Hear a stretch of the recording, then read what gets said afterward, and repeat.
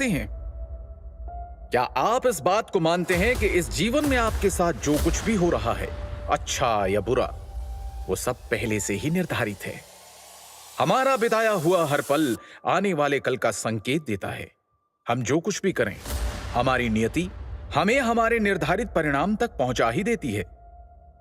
नियति ने नील वायु पुत्र को बना डाला युवराज से गुलाम, और फिर उस गुलाम को बना डाला इस युग के सबसे बड़े महायुद्ध का एक सर्वशक्तिमान योद्धा। लेकिन कैसे? ये कहानी है सुंदरनगर राज्य की, जिसे समझने के लिए हमें वक्त में थोड़ा पीछे जाना होगा। करीब 1200 साल पहले सप्त सिंधु के उत्तरी क्षेत्र पर सुंदरनगर का ही शासन था। सुख समृद्धि और ऐश्वर्य से भरपूर सुंदरनगर पर सबकी नजर थी। लेकिन वक्त बदलते देर नहीं लगती। नियति के चक्र से ना आम इंसान बच पाता है, ना राजा और ना ही कोई राज्य। अचानक राक्षसों की एक बड़ी फौज ने सुंदरनगर पर हमला कर दिया। वो लड़ाई इतनी भयानक थी कि पूरी धरती लाशों से ढक गई। राक्षसों ने सभी ताकतवर योद्धाओं को बेरहमी से मार डाला। कई प्रतिभाशाली युवाओं को तो वो जिंदा ही निगल गए। वो दृश्य इतना भयानक था कि उसके बारे में सोचकर ही किसी की भी रूह कांप जाए। अपनी तबाही का मंजर देखते हुए सुंदरनगर की उम्मीद तब जगी जब न जाने कहां से एक दिव्यात्मा प्रकट हुए। वो थे ऋषि भृगु।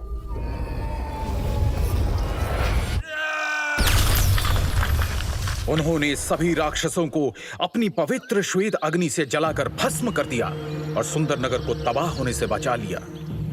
उसके बाद भृगु ऋषि ने राज परिवार के वर्तमान राजा को 2 दिव्य औषधीय गोलियां और जीवन के सूत्र नामक एक पुस्तक देते हुए कहा, हे राजन, इस पुस्तक में दिव्य शक्तियों के सूत्र है।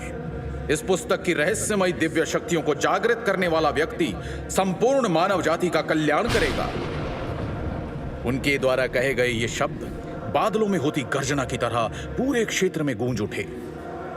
तब से लेकर अब तक पीढ़ी दर पीढ़ी कई लोगों ने उस पुस्तक को पढ़ा, लेकिन कोई भी उसमें लिखे किसी भी तरह के दिव्य सूत्र को खोजने में सफल नहीं हुआ। वक्त बीतता गया। इंसान की लालसा, जलन और गद्दी की चाहत के चलते राज परिवार के बीच अनबन और राजनीति सुंदरनगर को पतन की ओर धकेलती चली गई। फिर कई सालों बाद वायुपुत्र परिवार के वंशज वीरेंद्र वायुपुत्र ने महाराज बनकर सुंदरनगर की बागडोर संभाली और अपनी निष्ठा और ईमानदारी के साथ उसे उत्थान की ओर ले चले। परंतु उनके धूर्त भाइयों को महाराज वीरेंद्र वायुपुत्र की तरक्की रास नहीं आ रही थी। महाराज वीरेंद्र के पराक्रम के सामने उनके सौतेले भाई यजुवेंद्र और नागेंद्र दोनों फीके पड़ जाते थे। महाराज अपनी प्रजा का खूब ख्याल रखते थे और प्रजा भी उन्हें बेहद पसंद करती थी। महाराज सुंदरनगर की प्रतिष्ठा को वापस ऊंचाइयों पर ले जाने की हर मुमकिन कोशिश कर रहे थे।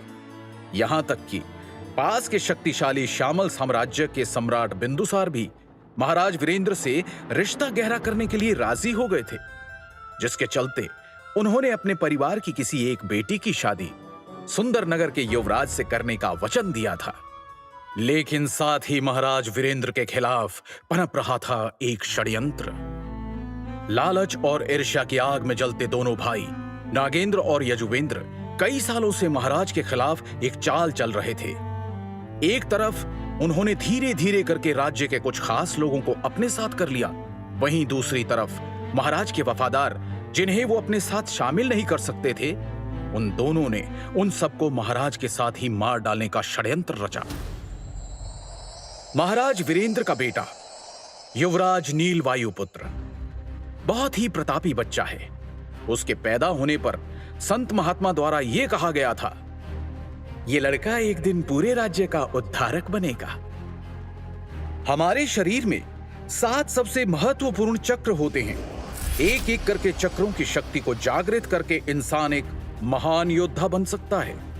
मात्र 13 वर्ष की आयु में नील वायुपुत्र अपने पहले और सबसे मुश्किल चक्र यानी मूलाधार चक्र के शिखर पर पहुंच गया था, जिसकी वजह से